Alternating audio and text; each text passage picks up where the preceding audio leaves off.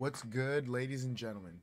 Today we will be taking a look at the Rawrr Mantis, new competitor for the Suron and Celeria Sting in the electric dirt bike lightweight category. This bike looks very promising, very powerful, and I'm excited for it to hit the streets so we can get our hands on it. But for the time being, we're going to take a look at the website, go over its specs, see what it's working with, and maybe look at a quick video, some images I pulled together through some research. Hey, there ain't nothing to it but to do it, so let's get to it. So, RideRawr.com is the website where you can find the bike. Rawrr is the manufacturer of this product, and the Mantis is the bike itself. The bike comes with a 60-volt battery that is supposed to propel the bike to 52 miles per hour with 7,500 watts of peak motor power. Sounds like it's gonna pack a punch with it. The bike's a little heavy at 150 pounds, but considering everything, that's not that bad. It's only not slightly, but a little bit more heavy than a Suron, but puts it closer towards the Celeria area. It'll go from 0 to 30 in 1.9 seconds, which is actually pretty quick. With those stats, it will dust a Suron and a Celeria off the line, no problem. They're saying that it gets a range of 81 miles, which I believe is in eco mode at 15 miles an hour. So if you go at its max speed, we'll cut that down to half. Those numbers also get altered depending on your size as a rider and what type of riding you're. The bike right now is only available as a reservation with about $110 down. You can reserve the bike, and you can either reserve a silver bike, which is what they're showing on their website, or a black version of the bike. I personally like the silver bike. I don't know. I like the contrast of the silver and the black, but that's just me. The frame is quite different from the Suron. It's got a zigzag form. Honestly, when you hear the name Mantis and see the bike, it eerily resembles a praying mantis. For references, here's some praying mantises. I saw this image and instantly was like, okay, I can see it. I can see it kind of resembling the bike and them using the frame of the mantis. But I digress.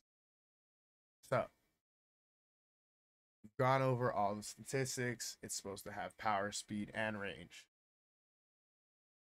Honestly, I like what I'm seeing from the website with a lot of torque at 45, 33 feet pounds of pressure. That's crazy. It's supposed to have a foam anti-slip seat, swappable battery, which is very promising, which led me towards these types of bikes. Not everyone has a place where they can leave the bike and it be covered in stuff.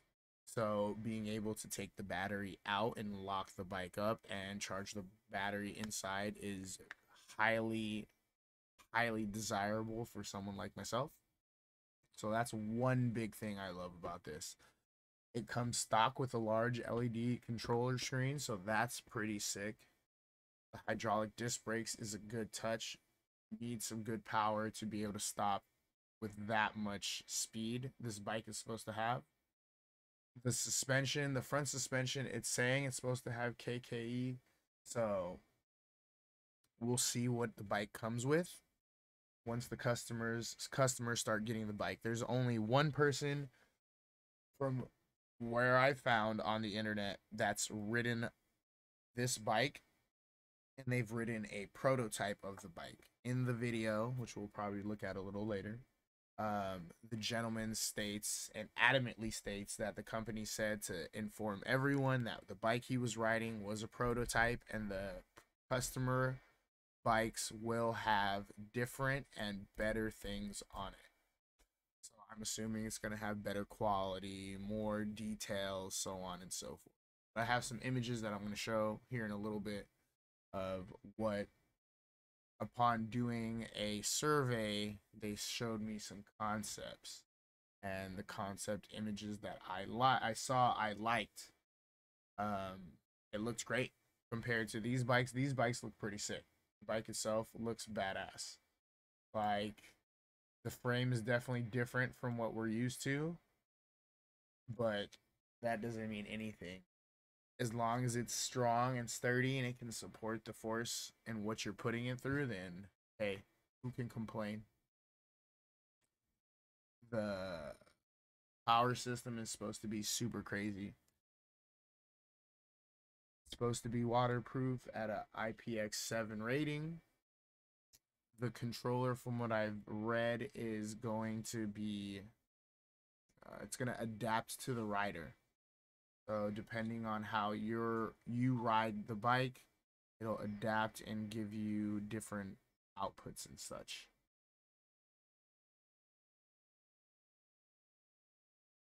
Heavy duty yet lightweight.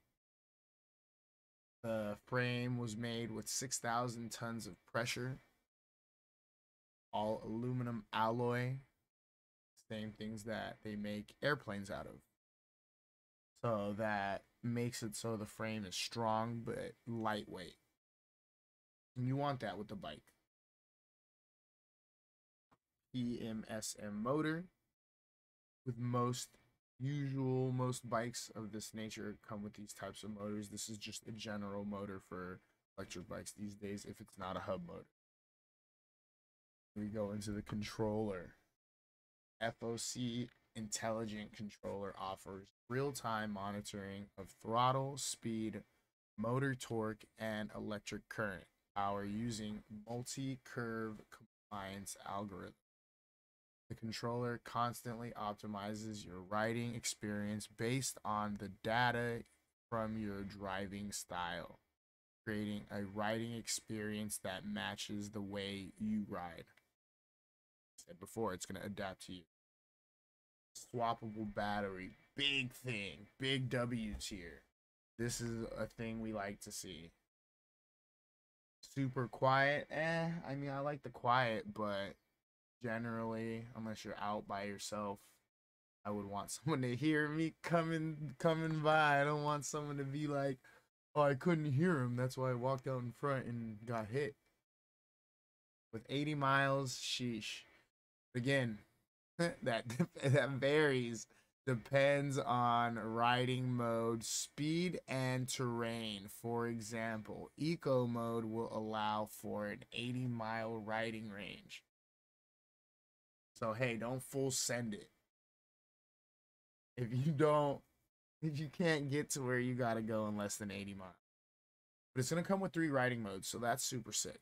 Eco, turbo, and a reverse on the off chance you get stuck somewhere. That's pretty dope. The eco mode, from what I'm understanding, is gonna have 3 different modes within itself. One, like a true eco mode. It's gonna keep it limited to probably, I want to say, like 15. Then it's going to have a second eco mode where it's less eco. I would presume it's going to jump up to maybe 20 or so. And then it's going to have a full send mode where it's almost completely unlimited. I would presume, again, I haven't touched the bike. I don't think anybody has, except for the one person, and he didn't really mention it. I would assume it would match it up to a Thuron's max, eco mode in restricted mode, probably before you cut the wire. And then turbo mode is going to be ridiculous. From the video, in the video, you see the dude go to accelerate and turn the throttle, and he almost loops the shit. So, sheesh. This going to be a powerful bike. Definitely got to be careful. Let's look at the general specs. It's gonna have a length of 1935 millimeters, height of 1120 millimeters, width of 815, clearance 310, wheelbase, seat height, that's good, 850. Weight, general weight, bikes. Okay, that's some good suspension. Dang, the tire size is kind of tiny. We'll definitely be swapping it out to some all-terrain dual sports, possibly some Shinkos. I don't know, we gotta see. Energy recovery. Damn, love to see it. Love to see it. Disc brakes. Max speed 52. Max torque 450, 459. Sheesh. Battery, lithium, Samsung, general shit. 60 volt, 35 amp hour. This right here is honestly upsetting. Not upsetting, but they're just dropping. From what I'm understanding, they're eventually going to have a 72 volt version of this bike, which I hope by the time the bike does come on the market, they will already have it available. But hey, at 60 volts with that much power, that's crazy. I could only imagine what it's going to be like with 72. With 72, you're definitely just going to get more range out of it. Oof. 81 miles. We already saw that. Charge time 3 to 6. That's not that bad. Honestly, that's not that bad. Motor specs. Actually pretty impressive. 4,000. 7,500. Sheesh. Air cooled.